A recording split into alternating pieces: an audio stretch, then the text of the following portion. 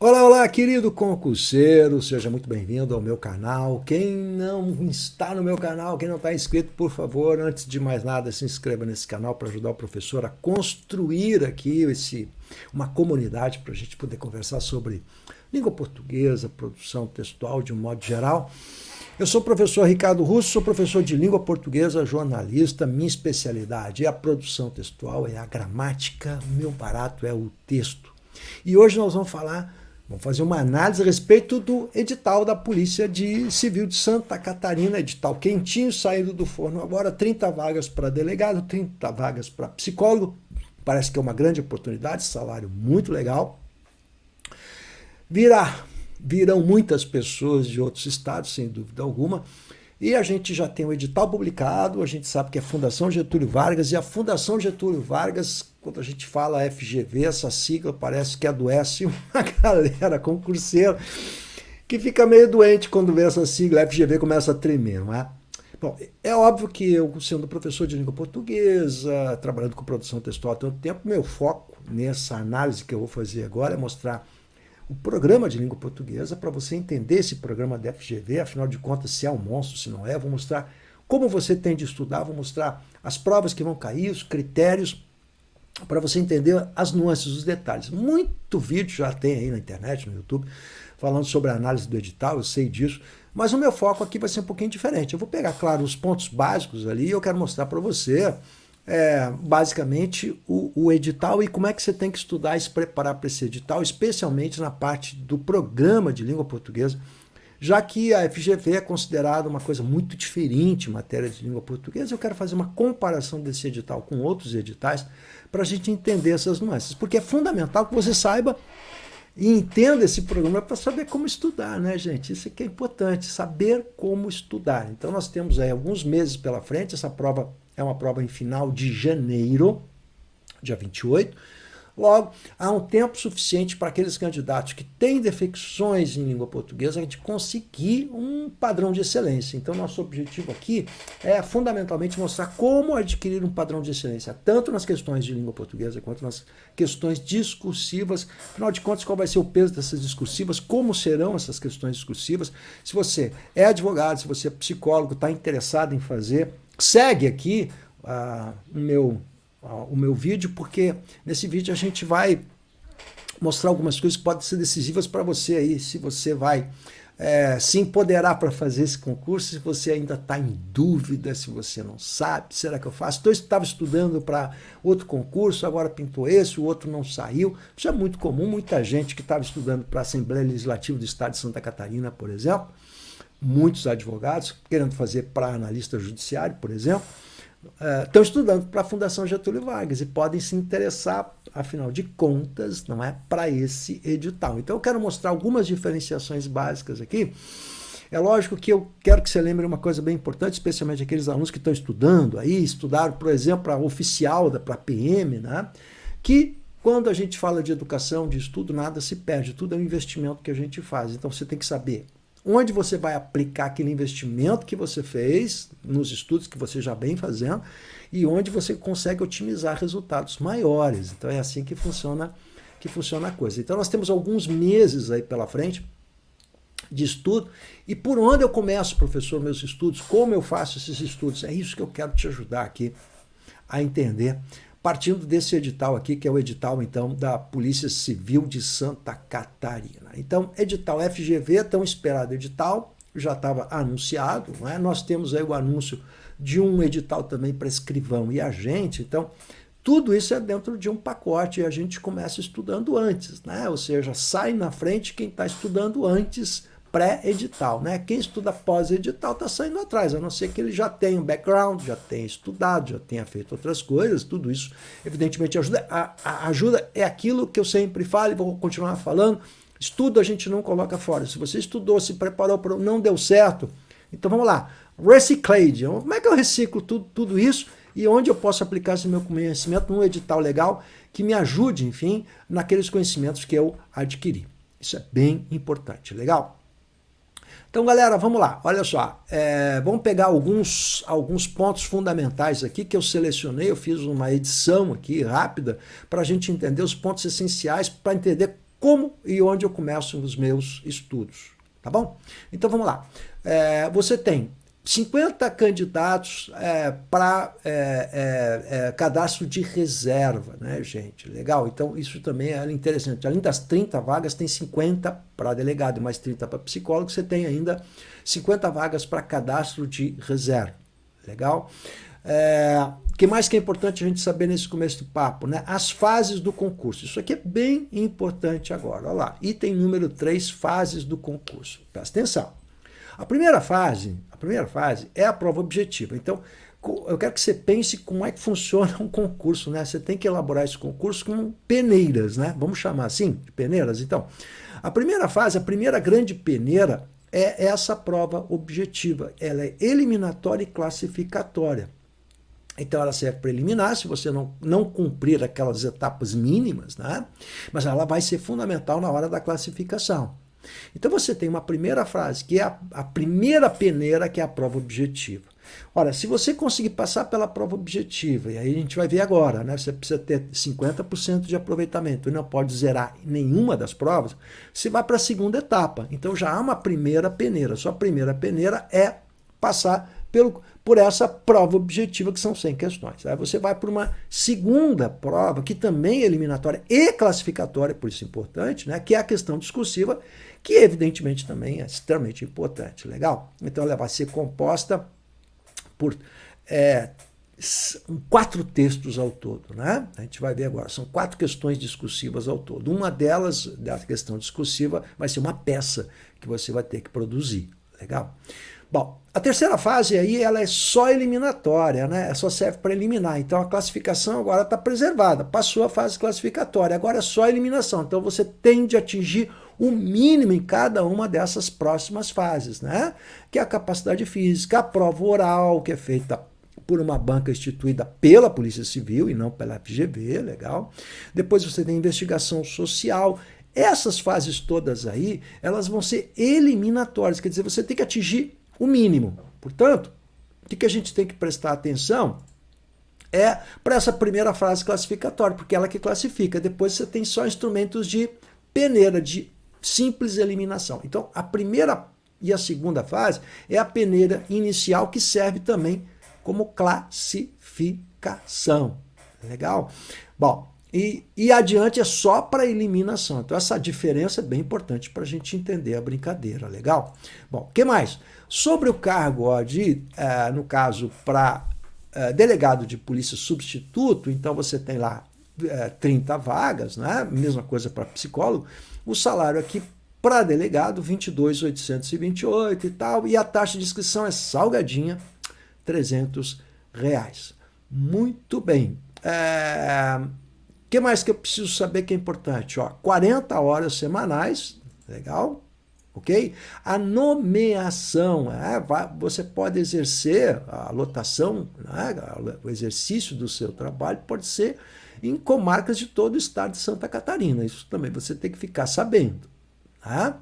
Requisito básico para ingresso na carreira, aí você tem todo um requisito, eu vou chamar a atenção, que você tem que ter, no mínimo, 3 anos de atividade jurídica ou policial.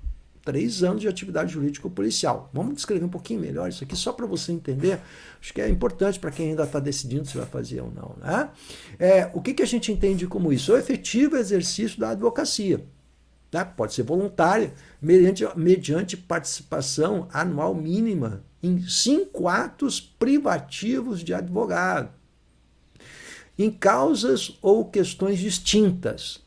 Pode ser o exercício de cargo, letra B, o exercício de cargo, emprego ou função, inclusive de magistério superior, que exija a utilização preponderante de conhecimentos jurídicos.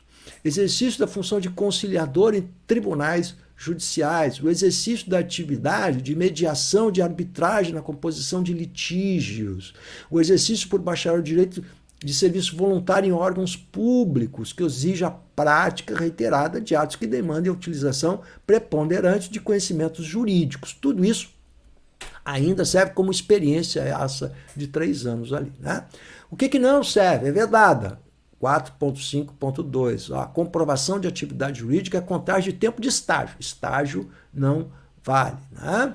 Também serão consideradas atividades jurídicas desde que integralmente concluídos com aprovação os cursos de pós-graduação em Direito, claro, desde que reconhecidos pelo MEC. Então, estou detalhando isso aqui porque você que está pensando em fazer essa prova, está aí, né? Será que eu faço, será que eu não faço? Então, esses detalhezinhos aqui são definidores para você saber quais são as regras do jogo, né? Tá bom? Legal? Vamos de novo aqui, ó, botei aqui. Prova objetiva e prova dissertativa, que são as duas provas, portanto, que além de eliminatórias, são classificatórias. Né? Elas vão ser realizadas onde? Onde? Quais as cidades que você vai ter essas provas? Né? Chapecó, Criciúma, Tubarão, depois a Grande Floripa, que incorpora São José, Palhoça, Florianópolis, evidente, né? Itajaí, Joaçaba, Joinville e Lages. Legal? Tudo isso é considerado Grande Florianópolis. É grande mesmo, né? Pô, Lages é longe. Isso, a prova vai ser no dia 28 de janeiro.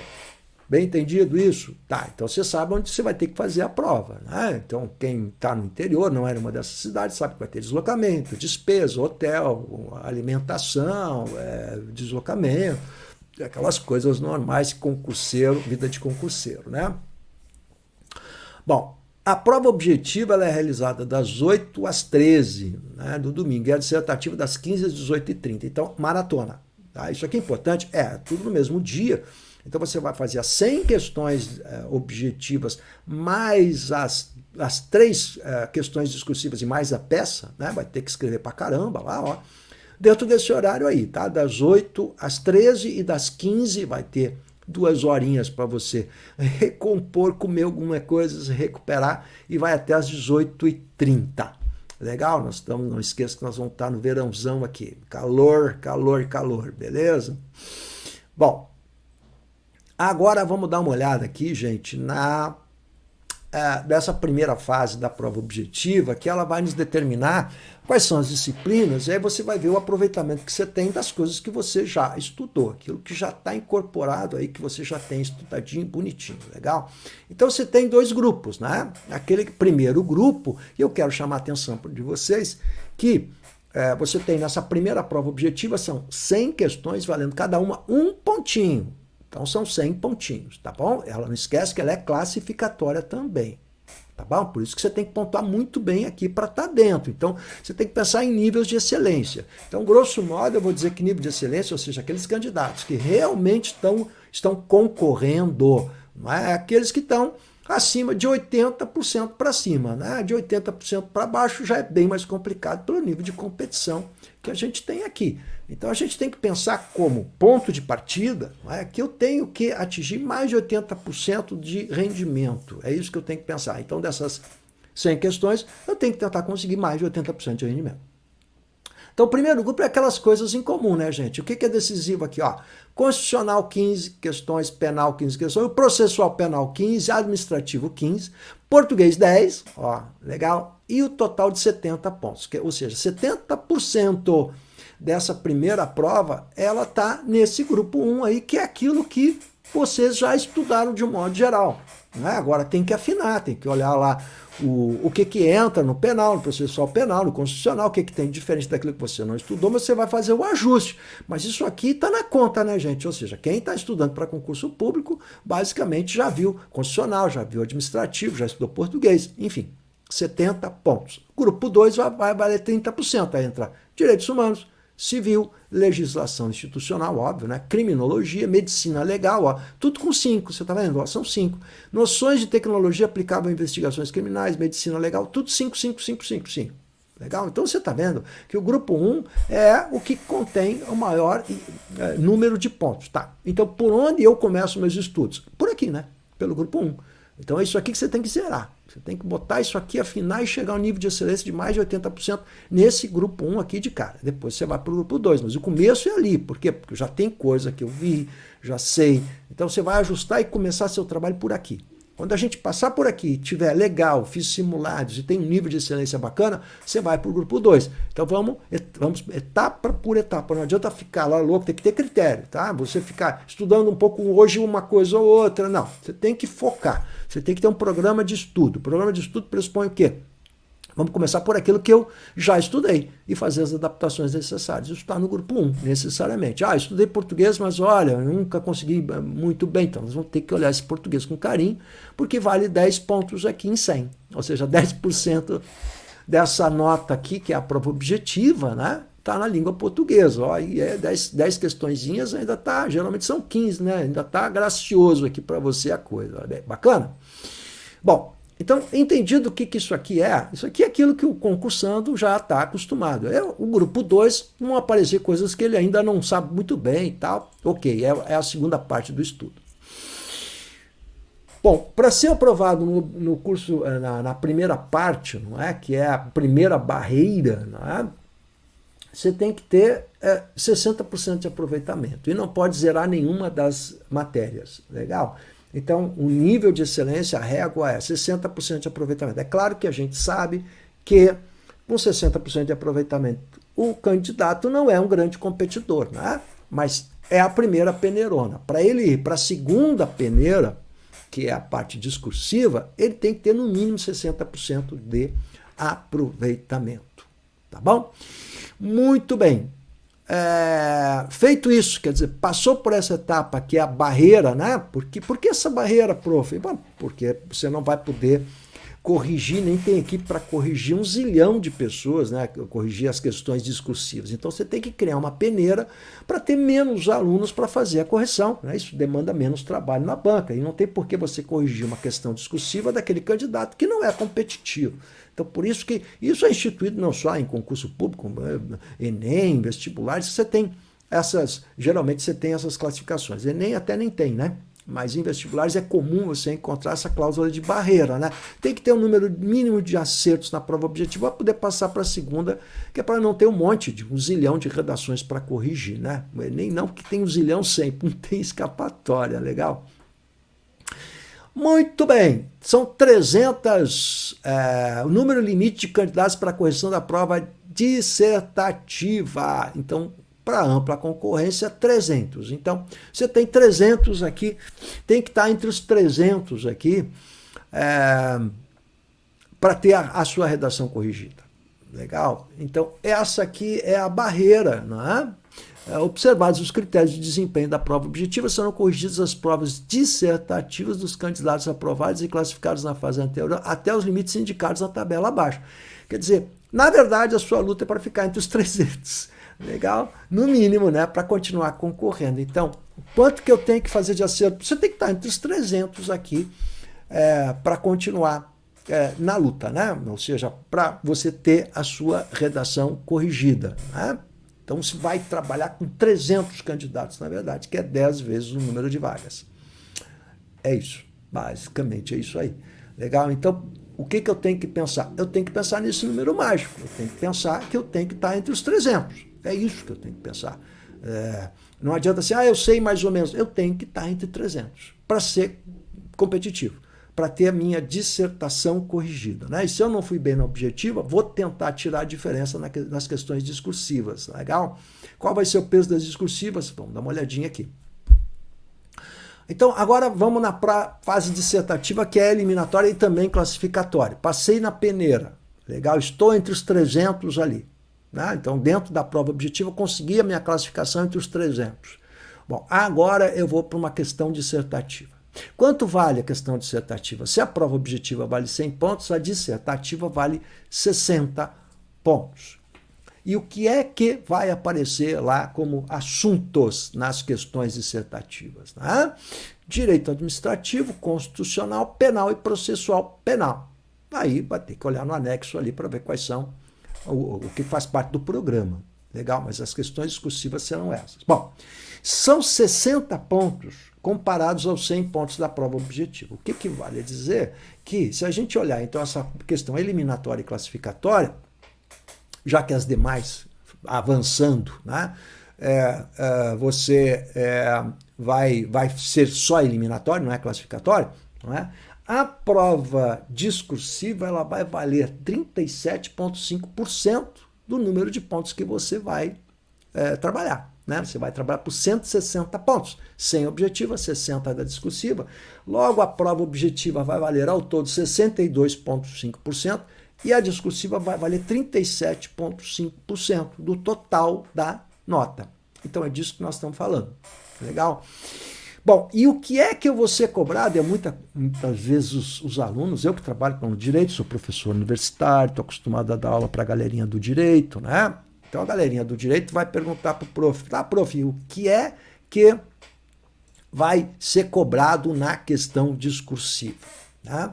Óbvio, além do conteúdo, legal? Além do conteúdo, nós vamos ver o que mais aqui vai acontecer e como o prof pode ajudar você aqui nessa parte aqui, tá? Que vai ser a parte lógica decisiva, né? Então, se você passou entre os 300 lá, isso aqui vai ser decisivo.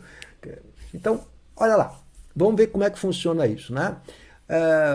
Na avaliação, item 12.2, olha ali, gente, olha com carinho. Na avaliação da prova dissertativa, serão considerados os acertos das respostas dadas. O grau, claro, óbvio, né?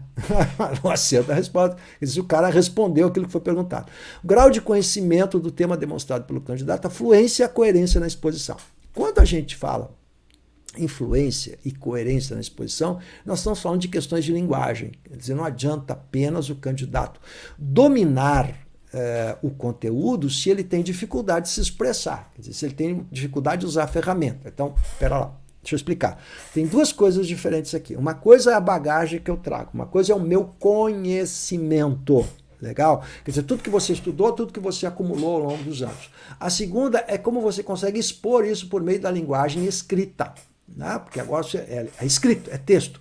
E o texto exige um conhecimento de produção textual, senão você vai prejudicar o seu conhecimento. Se você não consegue produzir um texto de qualidade, você vai ter dificuldade de expor seu conhecimento.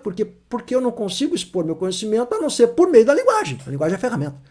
Então não é inescapável que você saiba, mas eu sei, mas não consigo dizer. Bom, então não, você sabe só para você, porque a linguagem, você vai ter que expor isso. Né? Você vai ter que mostrar para o avaliador que você domina aquele conteúdo. E nisso aí entra a ferramenta da linguagem. Será que eu fui claro? Não é? Porque, gente, não adianta, sem a linguagem não tem jeito. Então tudo passa necessariamente pela linguagem. E aqui eu estou falando do texto escrito. E aí temos aí advogados que estão me assistindo, que têm uma capacidade oral fantástica, são ótimos no tribunal para fazer uma defesa oral, mas na hora de produzir o texto tem dificuldade. Então vamos ter dificuldade aqui. Por quê? Porque você vai ter que escrever bastante. Então é inquestionável, vamos lá, olha para mim, que você saiba escrever um texto bem produzido. E não adianta você me dizer assim, mas eu sei o conteúdo. Não adianta saber o conteúdo se você não domina a ferramenta.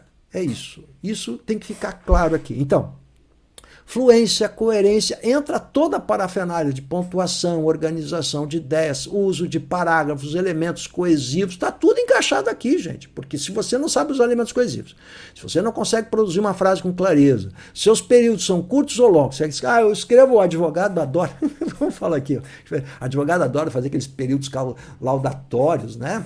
Enormes, grandes, né? Então, aqui é objetividade, você tem que escrever período curtinho, 1,5 linha, telegráfico, curto, claro, objetivo, indo direto ao ponto, não adianta você ficar enrolando, eles vão dizer isso mais adiante. Então, isso vai exigir uma linguagem, agora eu vou puxar para o meu assado, né? Jornalística, porque exige objetividade. Eu sei a dificuldade, eu trabalho com advogados, com produção textual. A minha disciplina no direito é uma disciplina que eu amo de paixão, que é a petição inicial. O que tu sabe de direito para dar petição inicial, gente? Narrativa valorada, isso é comigo. Né? Como é argumentação, técnicas de argumentação. Por quê? Porque isso é uma ferramenta linguística. Legal? Então não se trata de você ter conhecimento na área apenas e tão somente. Além disso, você tem a ferramenta linguística. Legal? Então a ferramenta é comigo. Então, prova, coerência e exposição. Quem mais diz? A nota será prejudicada proporcionalmente, aqui não diz que proporcionalmente é esse, né? Fica vago, né?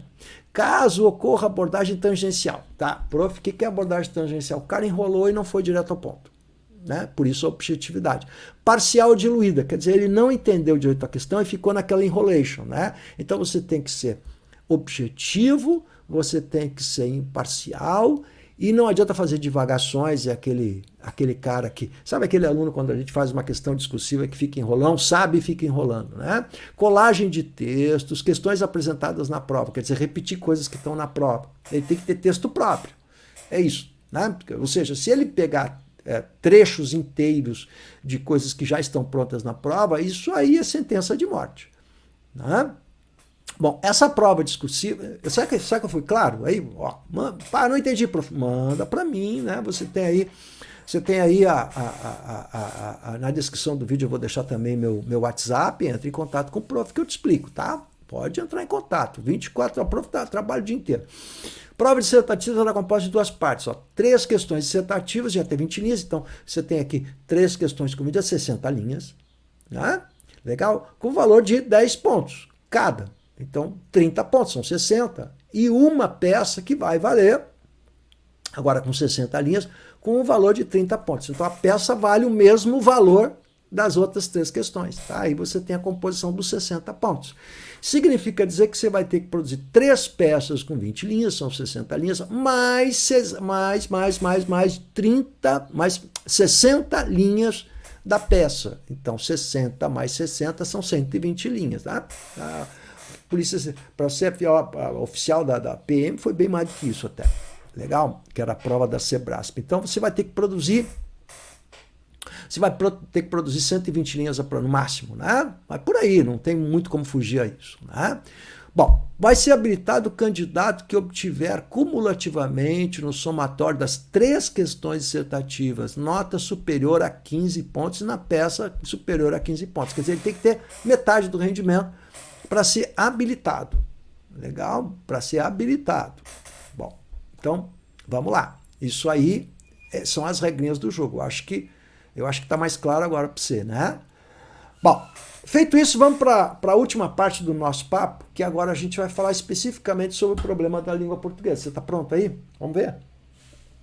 O prof vai tomar uma aguinha, porque garganta de prof é um troço meio cruel. Então, olha só.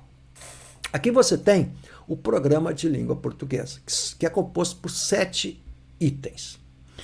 Vou explicar detalhadamente. Então, vamos lá. Paciência aqui, você vai fazer um concurso complicado, você vai precisar de um tratamento muito especial. Bota na sua cabecinha para a gente conseguir cumprir essa função. São aquelas questões discursivas. Mas esse programinha que eu vou mostrar aqui para você, você vai ter que ter um trabalho muito exclusivo, detalhado, legal, isso é bem importante, com alguém que vai olhar isso com você, vai ajudar você a estudar, vai explicar detalhadamente isso. Você precisa de um trabalho de curadoria, né? Por isso que o trabalho que eu faço é isso, né? WhatsApp, fico à disposição do aluno. Então, todo o meu trabalho é um projeto de curadoria. Eu fico junto com o cara, ajudando. Como eu ficava quando eu era prof de colégio, né? Você está falando com um cara que é prof de colégio, dava aula de ensino médio, ficava sentadinho do lado do aluno ali, agachadinho, ajudando o cara a produzir texto. Esse é o trabalho que você tem que fazer. Então, me acompanha aqui, olha só. Compreensão e interpretação de textos e gêneros variados. Então, variação de gêneros, tá? Se bem que, olha aqui, ó, FGV não tem muita variedade de gêneros, não, tá? VUNESP trabalha com charge, trabalha com tirinha, VUNESP trabalha com poesia, né? É bem mais complicado aqui, tá? Mas, enfim, vamos lá. Aqui fala em gêneros variados. Compreensão e interpretação são 2 coisas diferentes. Não pensa que o cara botou compreensão e interpretação que são sinônimos, são 2 coisas diferentes. Eu tenho vários vídeos aqui no meu canal que explicam a diferença. Isso é bem importante, tá?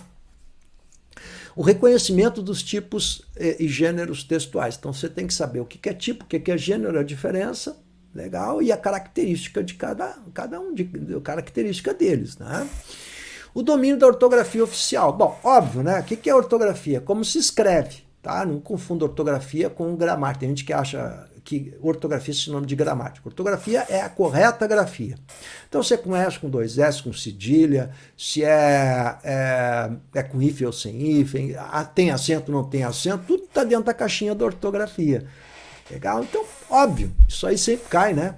Então tem que saber mesmo, ortografia oficial. Até porque quando você for produzir o texto, imagina se você estiver escrevendo com muitos erros ortográficos, isso vai prejudicar a sua nota, por evidente, né? O domínio de mecanismos de coesão, outra coisa que interessa na produção textual, né? Então isso aqui sempre cai em tudo que é prova de concurso público, inapelável, inclusive como critério de avaliação de texto. Não tem jeito, tá? Isso aqui todo mundo tem que saber. Coesão textual, o que é? Elementos de referenciação, não sei. Então, é o uso de pronomes que retomam elementos anteriores, né? Isso é referenciação.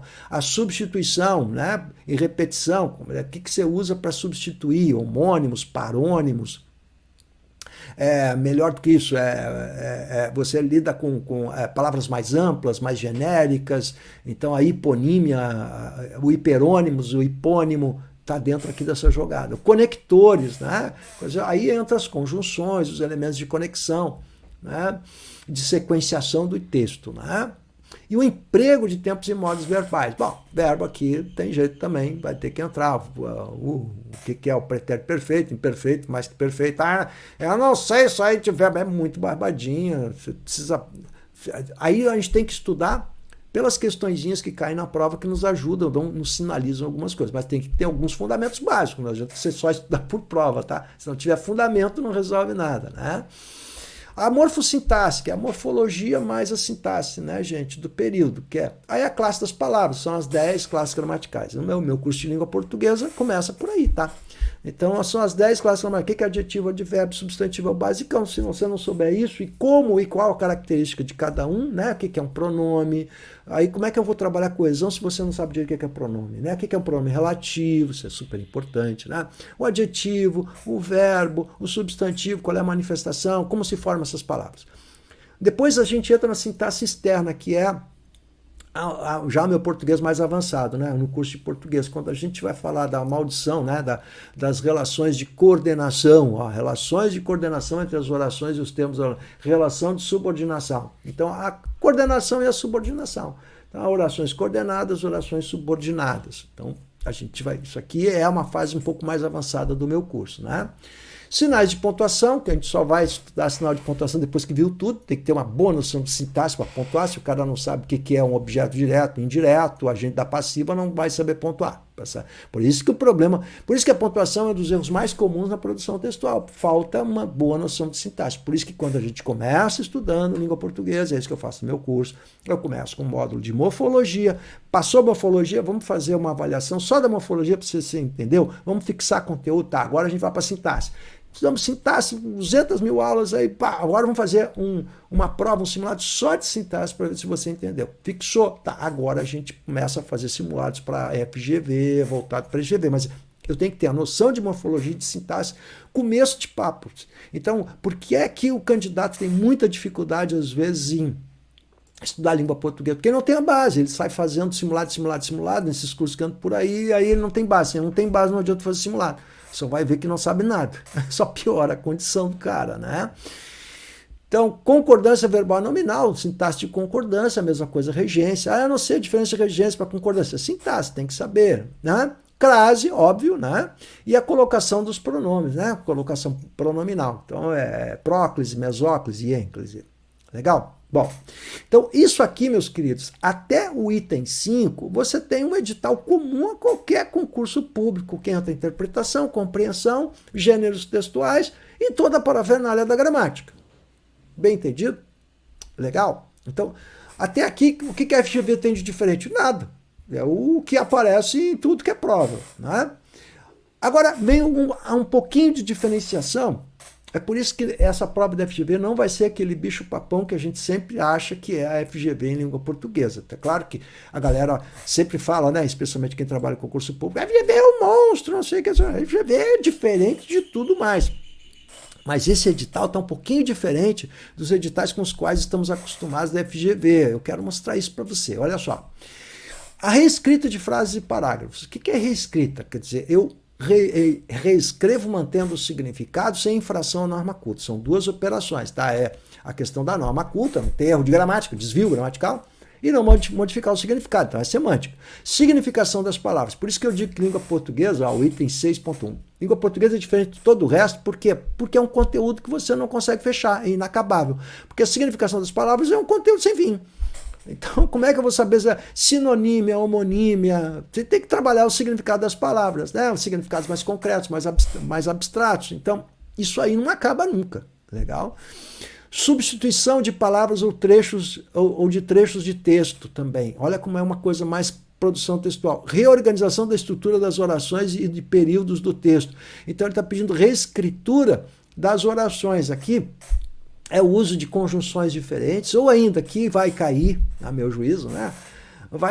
Vão ser as orações reduzidas, né? Então, porque a oração reduzida é uma reescritura de textos, né? Inclusive uma reescritura, também as questões das vozes verbais, reescrevendo, botando na ativa, a ativa botando para passiva sintética. Isso tudo faz parte da reescritura de texto. Reescritura de texto com sinais de pontuação, né? Você pode reescrever o texto e verificar se o cara sabe saber pontuar ou não. Então é muito ampla a reescritura. Mas não é, e aqui ó, não foi a GV que inventou isso, tá?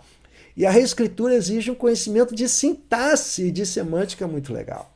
Legal? Então, antes, tudo que vem antes, o cara tem que saber muito bem para depois chegar aqui. Se não tiver um bom domínio de sintaxe e de morfologia, não adianta a reescritura. Reescritura de texto, diferentes gêneros e níveis de formalidade. Então, o que é mais formal, informal, nível padrão culto, ou nível coloquial, oral? Os diferentes gêneros, então, há diferentes gêneros. Por exemplo, você que é advogado, você tem dentro da área do direito diferentes gêneros. O direito ele tem subgêneros, portanto, né? Então, quando você faz uma petição inicial, o que é petição inicial? Um gênero da área do direito. Legal?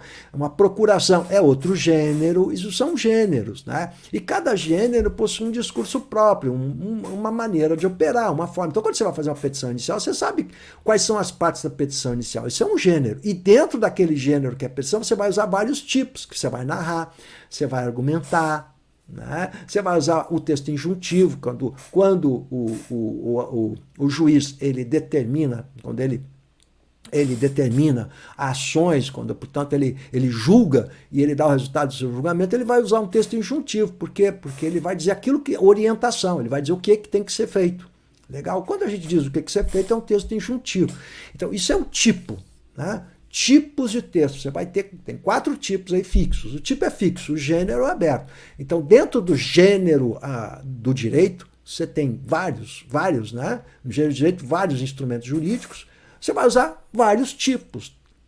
Você vai argumentar, você vai expor, você vai narrar, você vai descrever e você vai usar o texto injuntivo também. Legal? Então, isso é bem importante para a gente entender a dinâmica de texto. Por isso exige uma boa dimensão de produção textual, como você está vendo aí. Belezura? Legal? Agora, olha só, correspondência oficial, que é baseado no Manual de Redação da Presidência da República. Isso aqui não tem muita dificuldade, porque tem muita coisa, adequação, por exemplo, aspectos gerais da redação oficial, finalidades dos expedientes, adequação da linguagem, isso aqui é bem legalzinho de se trabalhar também. Tá? Formato do texto e tal, gênero, então isso pressupõe o conhecimento todo anterior lá de produção textual, de língua portuguesa. Bom, não acho, deixa eu dar a impressão aqui agora, que que estejamos diante de um edital de língua portuguesa, assim, que é um bicho cabeludo. Não. E para encerrar esse vídeo, eu trouxe para vocês rapidinho aqui, ó, o edital da Alesc. Muita gente estava estudando a Alesc, né? E a Alesc não sai, parece que não vai sair, está tudo perdido, né? Mas eu queria mostrar para você o edital da Alesc, FGV, que é muito mais complexo do que esse, portanto está muito mais fácil, gente, isso aqui. Legal? Olha só, interpretação e compreensão de texto. Você vai ver que tudo que é edital, língua portuguesa, começa com isso, né? Organização estrutural do texto, marca de textualidade, se você não tem lá. Não aparece isso, né? Coesão, coerência e intertextualidade. Ó, coesão, coerência aparece. Intertextualidade não apareceu no nosso edital da Polícia Civil, né? Organização discursiva, narração, descrição, exposição, argumentação e junção. Isso aqui é um tipo textual, que está lá no nosso edital da Polícia também. Né?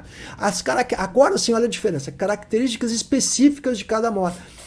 Nesse edital da Alesc aqui, você tinha que saber especificamente, aí tem uma diferença, é bem complicadinha, né, a Fundação Getúlio, quando ela quer a característica específica. Não tem isso no edital da Polícia Civil. Então não pede uma característica específica, você tem que conhecer as características gerais. Qual é a característica geral da descrição, da narração, da exposição e da injunção? E não específico. Então não vai ser, e esse é um dos monstrinhos aqui, uma das dificuldades que o candidato tem com essas características específicas. Isso não está no edital da Polícia Civil ali. Né? Os tipos de textos ali falam em tipos, mas informativo, publicitário, não determina isso aqui. Então não é tão cruel assim. Né? Textos literários e não literários, ali só fala em variados. Então você está vendo que aqui é muito mais específico, mais detalhado. Então é um edital mais pesado. Tipologia da frase portuguesa, estrutura da frase portuguesa, operações de deslocamento, ó, substituição, modificação, correção, nada disso está lá. Problemas, está lá indiretamente, né? Problemas estruturais da frase, norma culta é tudo, né? Organização sintática, os termos da oração, ordem direta, inverso de pergunta. Isso aqui é sintaxe, né? Os tipos de discurso, registro de linguagem. Não aparece lá registro de linguagem, só fala em adequação linguística, né? Funções da linguagem, que é a função referencial, a função metalinguística, né? Aquelas funções do Jacobs, só aparece no Enem, mas não apareceu no nosso edital da Polícia Civil. Então, é menos carregado. Não sei se você está entendendo o que eu quero dizer. Nós temos um edital de língua portuguesa que não é tão problemático quanto parece. Então, não é um monstro. Você está vendo que é bem menor e não aparece essas coisas tão diferentes que aparecem especificamente aqui. Isso é um edital bem carregado. Atos de comunicação, estrutura e formação de palavras. Bom, isso aparece tudo que é prova, né? Formas de abreviação, classe das palavras. Então, as 10 classes gramaticais, morfologia, você tem que saber, né? Aspectos morfológicos, sintaxe, semântico, isso aqui é o mundo. Substantivo, adjetivo, aí estão as funções. Eles colocam todas as classes gramaticais. Então, quando fala em classe gramatical, é a classe das palavras, né? Classes de palavras, né?